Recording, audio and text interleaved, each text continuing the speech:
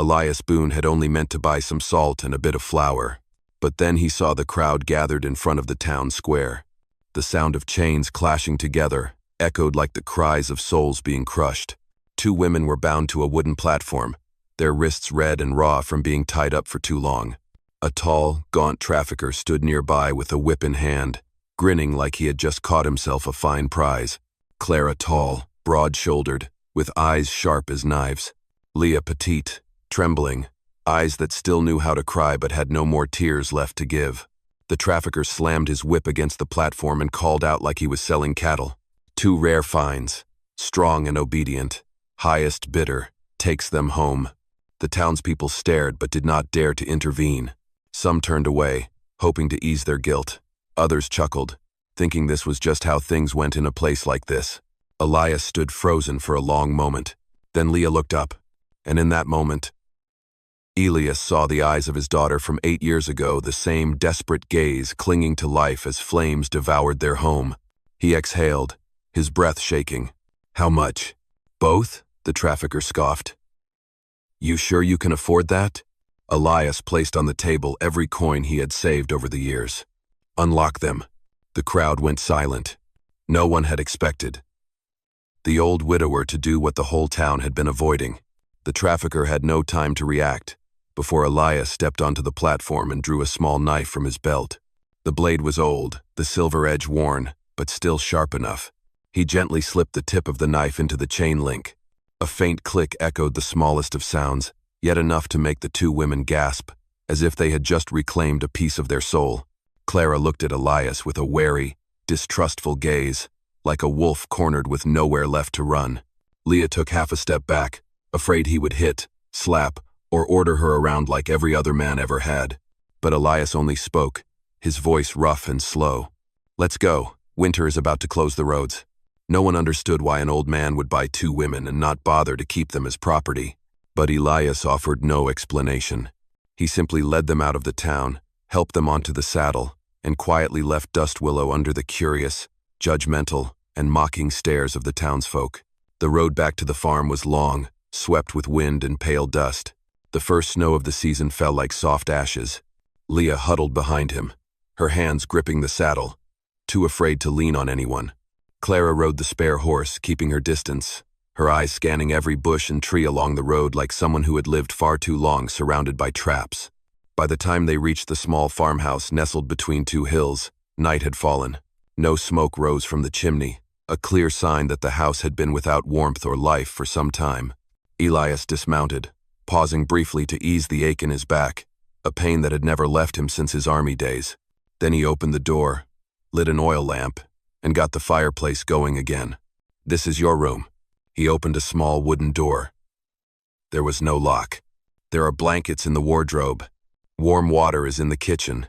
I left food on the table." Clara looked around, frowning. "What do you want from us?" Elias paused for a beat, then answered slowly. "Nothing. You need a safe place to start over. That's all." Leah stood still, her lips moving like she wanted to say something but did not dare. Elias did not press, nor did he linger.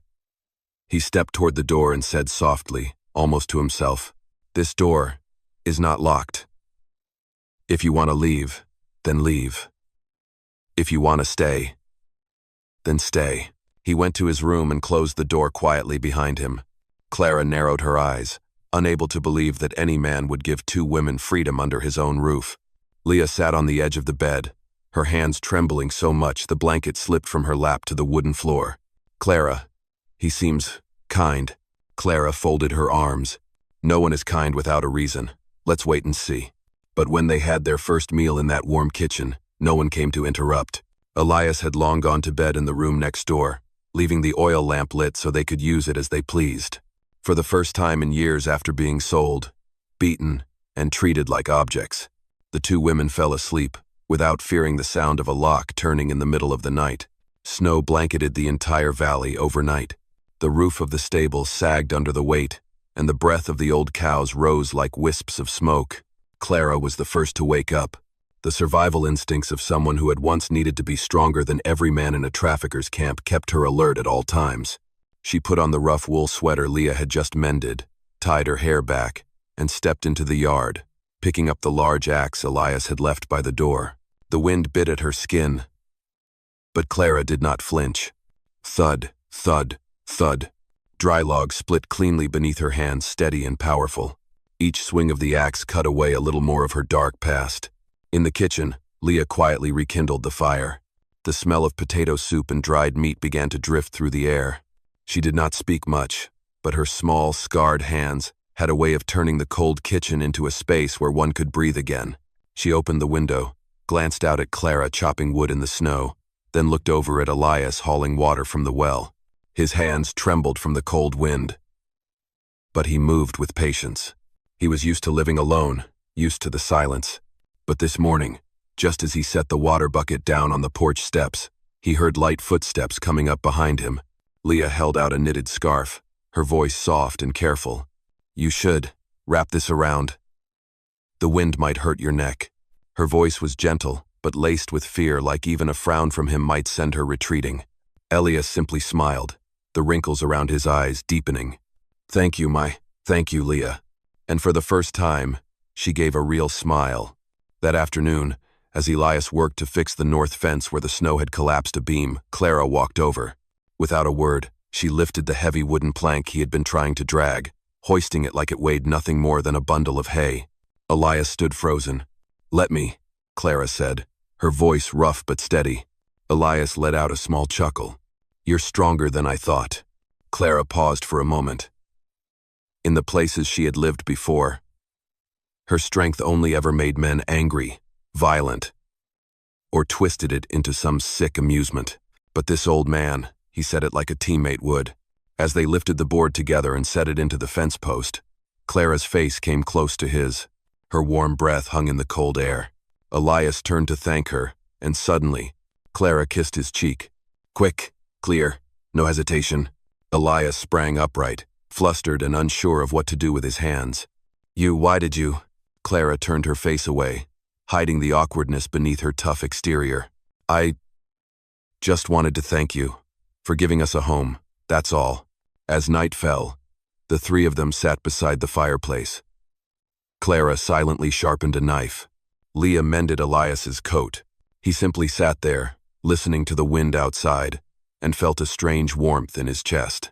No one said it out loud, but the house that once echoed only with wind now held voices and three living, breathing souls. This winter would no longer belong to Elias alone. Snow had piled high against the windows overnight, and the wind howled louder than the days before. But inside the house, the fireplace glowed a deep red. Leah was pouring hot water over strips of dried meat. Clara was wiping down Elias's old Winchester rifle, and Elias himself had gone to check on the newly repaired stable door. One gray afternoon, when the wind shifted, Elias heard it hoofbeats in the distance. He grabbed his rifle and stepped out onto the porch. From the curtain of snow emerged two men, two faces, far too familiar. The tall, gaunt one with the whip, and the round-headed one in a brown leather coat. They were the very same men who had once sold Clara and Leah. They stopped their horses at the gate, staring at the farmhouse like it was just a dusty warehouse holding goods they had come to reclaim. "Old man," the tall one sneered, his voice high-pitched. "We came to collect our property." Elias stood still, his eyes cold as stone. "They are not property." The man in the leather coat licked his lips, grinning. "You paid for them. That means you own them. But you're an old man now, probably not strong enough to hold on to two women, huh?" He gave a filthy wink. "Hand them over. We'll even give you back half the money." Inside, Clara heard every word. Her eyes darkened, like coals choked of air. Leah began to shake, her hands gripping the edge of the table so tight her knuckles turned white. Clara stood, leaned close to Leah, and whispered, "No one lays a hand on us again. Ever." Both stepped outside. Clara stood next to Elias, broad-shouldered, chin held high like a warrior. Leah stayed behind, but her hands gripped a shotgun, one almost bigger than her arms. The traffickers burst out laughing. "Look at this. The big one's mean, and the little one's scared. Get back here. Both of you." Clara stepped forward, her voice low and steady. "We do not belong to you." The man in the leather coat spat into the snow. "You're both stolen property. If he does not give you back, We'll call the law the syndicate, and we will burn this rotten farm to the ground. Elias slid bullets into the chamber. The click echoed in the cold air. He spoke slowly, each word like a nail driven into frozen earth. They are free women. No one has the right to take them anywhere. And I will stand by that choice. The two men stopped laughing. Clara stood beside him like a wall that would not fall. Leah was still trembling, but her eyes did not waver. The three stood close together, facing a darkness that had come crawling back from the past. The man in the coat sniffed. "Old man, you cannot win this." Elias gave a crooked smile. "I do not need to win. But go ahead. Try touching them." Clara hoisted the hammer onto her shoulder. Leah aimed the shotgun. The traffickers stared at the three of them, then looked up at the darkening sky, and turned their horses around, spitting curses into the snow behind them. They rode off, grinding the snowy path under hooves full of rage. Elias let out a long breath. Clara touched his arm not out of fear, but out of knowing he had stood up for them like one defends their own family. Leah stepped forward and placed a hand on Elias's shoulder, eyes wet with relief and gratitude. That night, the fire in the hearth burned brighter than it had on any night before, because they all knew the past had come knocking. But the three of them had stood their ground. I am deeply grateful for your presence here. If this story brought back memories of dusty sunsets, of hoofbeats echoing in your chest, then subscribe to my channel, so that every day we can sit together once more. And I will tell you another story from the Old West. The morning after the confrontation, the snow melted earlier than usual, as if the heavens themselves wanted to see how these three souls would carry on. After such a tense night, Elias stepped out onto the porch and looked down at the hoofprints still pressed into the snow, two long, hurried tracks that showed the traffickers had fled in fear, though surely not for good. He brushed the snow off the doorstep and checked the stable door one of the men had kicked it the night before. The hinges were fine, just a few dents left behind. He braced himself, rubbing his back as the old cavalry pain flared up again.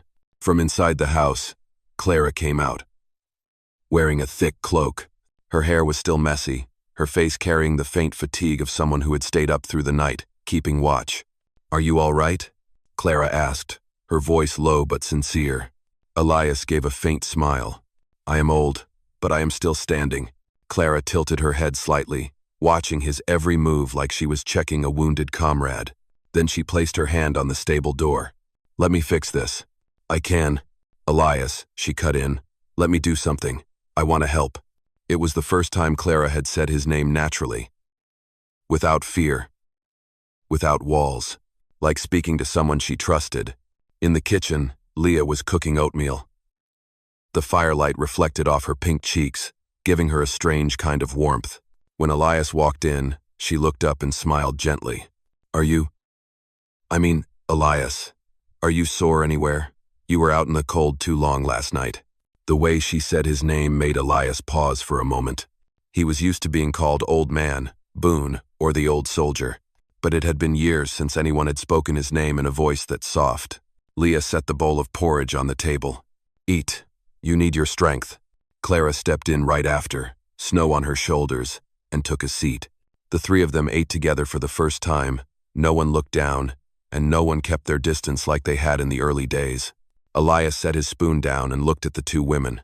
"When the snow melts, if you want to leave, I will take you all the way back to Dust Willow. I will not keep anyone here." Leah froze.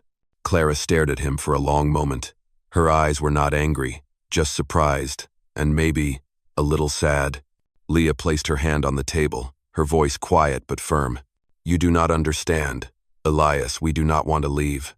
Clara nodded slowly. "This place is poor, but it is safe. It is warm. And, for the first time, I feel like a person." Elias could not speak for a few seconds. His chest tightened not from pain, but from a warmth he had not felt in years.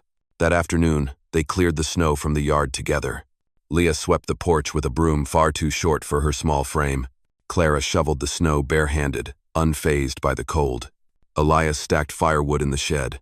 Three people once broken, cast aside, and sold cheap now stood side by side like a family without a name. And in that cold sunset, Elias looked at them and thought to himself, maybe those girls do not just need me. Maybe I need them too. Winter dragged on like a test. The wind scraped against the wooden walls, snow buried the path to the stable, and the cold was sharp enough to make Elias's bones ache every morning. But the farm was no longer silent like in years past. In that old kitchen, the sound of spoons tapping pots, Clara's footsteps, and Leah's gentle humming filled the emptiness he once thought would follow him to the end of his days. One freezing morning, Elias opened the door to the porch and saw Clara lifting an entire wooden board and setting it against the wall. A board that normally took 2 strong men to move. "Are you trying to bring down the whole roof?" Elias asked, unable to hide his surprise. Clara let out a rare laugh. "The roof's loose. Wind knocked some nails out last night. I'm just fixing it." Elias looked at her broad shoulders, strong arms, and confident movements, like someone who had spent years repairing houses. He stood beside her, steadying the board while she hammered. In that moment, they looked less like an old man who had rescued 2 women from traffickers, and more like 2 ranchers working side by side. In the kitchen, Leah was mending Elias's wool sweater. Her stitches were small and neat, the opposite of Clara's rough strength. When Elias walked in, she looked up with a gentle smile. "It's finished. This sweater, it should be a lot warmer now." He looked at the sweater, and his throat caught for a second. His late wife used to sew just like that, every stitch sewn with quiet love. Leah must have noticed the haze in his eyes, because she hesitantly asked, "Did I remind you of someone?" Elias took a deep breath. "Yes, but not in a way that hurts." "Thank you, sweetheart."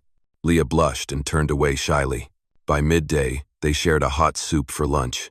Clara told a story about how she once knocked out 2 guards at the traffickers' camp using nothing but a water pan.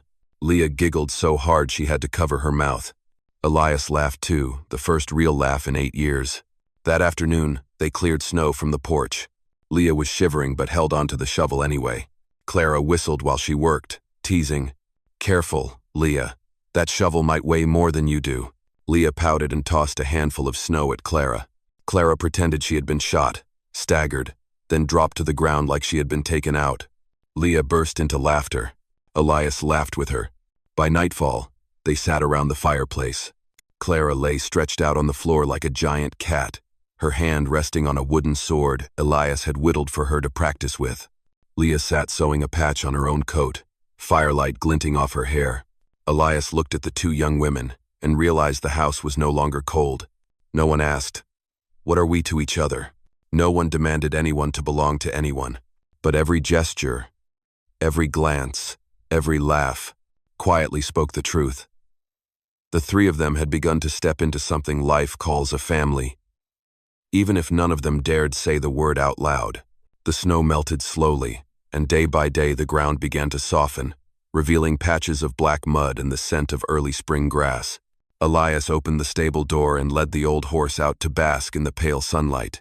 It was his favorite moment of the year when the earth came back to life, and the little farm seemed to breathe again after a long and endless winter. Clara carried a wooden beam nearly as tall as she was, lifting it with ease. She placed it near the eastern wall, where Elias had planned to rebuild the rotting awning.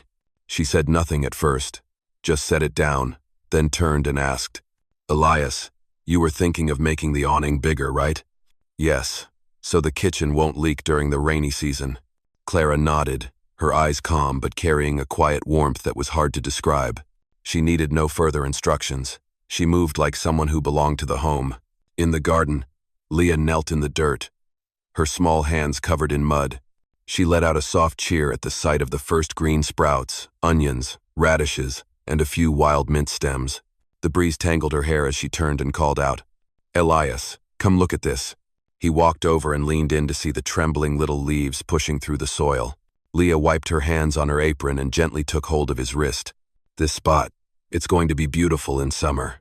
"Yes, even more beautiful than it was before," Elias replied. His voice rough with emotion he did not say out loud. Clara approached from behind, her shadow falling across the 2 of them. "Elias, stand with me a minute." He looked up, about to ask why, when Clara leaned down and kissed him. A short kiss, firm, no hesitation, not shy, not seeking permission, just the boldness of a warrior taking what she had chosen. Leah stood nearby, blushing, but she did not look away. She stepped closer, gently touched Elias's shoulder, and rose onto her toes to kiss his cheek. "That one's mine," she whispered, soft as the breeze. Elias stood between these two women, one strong like the mountain wind, the other gentle as the morning light. His chest tightened, not from doubt, but from something he had not felt in so many years. The warmth of being loved in a house that now carried human presence again. That afternoon, the three of them worked together. Clara raised the frame for the new awning. Leah brought water and nails. Elias measured each board. No one gave orders. They simply moved as one, like people who had lived together for years.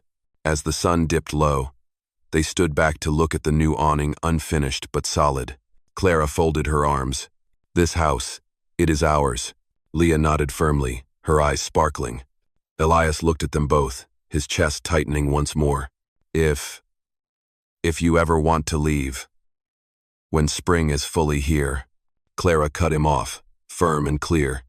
"We are not leaving," Leah whispered. "We choose you. Every day."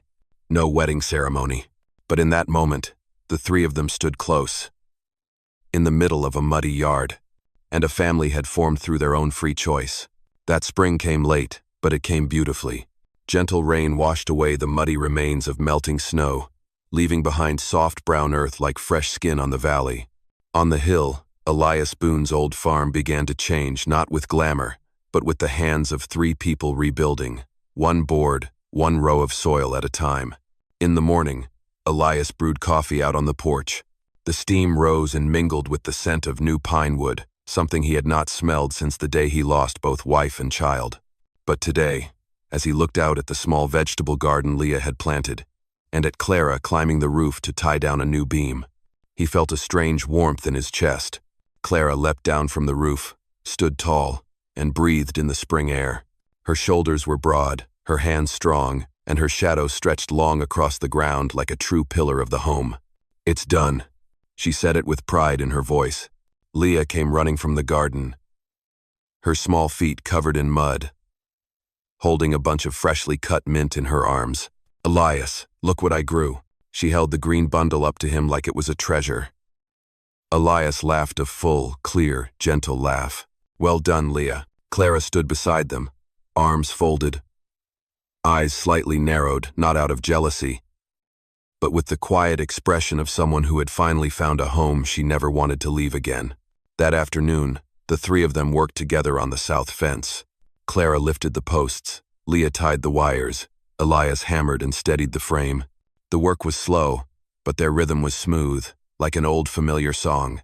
Now and then they paused to wipe sweat and laugh at one of Leah's clumsy stories.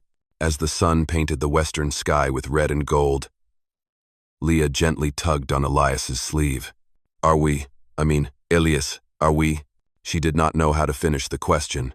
Elias looked over at Clara. She stood leaning on the hammer, her eyes more peaceful than he had ever seen. Clara walked up, placed her warm, strong hand on his shoulder. "There is no need to name it, Elias. No need to say wife or husband. No need for a preacher or rings. We just stay together." Leah nodded, pressing closer. "We choose each other. Every day. That is enough." Elias felt the presence of both women, one strong as a mountain, one gentle as a stream, standing beside him like two lives he never thought he could save, and who had saved him in return. As night fell, they sat by the fireplace. Clara fixed her hair. Leah rested her head on his shoulder. Elias wrapped his arms around both of them. No words, no vows, no strings, just 3 breaths rising and falling together. The red firelight dancing on wooden walls, and a peace Elias never thought he would feel again. Out there, the spring field stretched wide, waiting for seeds, for repairs, for a new beginning. A family was born, not through ceremony, but through freedom and choice. And the choice that day, and every day after, was this. They chose each other. My friend, love does not heal overnight, but it gives us a reason to breathe, to stand back up, to believe that tomorrow is still worth waiting for. And in a land as dry and harsh as this one, Love is what makes people stubborn enough to keep going, even when their hearts still carry cracks that have not yet healed. Wherever you are in this world, I hope you are safe and happy. I love you, my dear audience of Wild West storytelling. Tell me how you feel about this story. Leave a comment below. Tap number 1 if you liked it. And do not forget to subscribe to the channel for more powerful Western stories to come.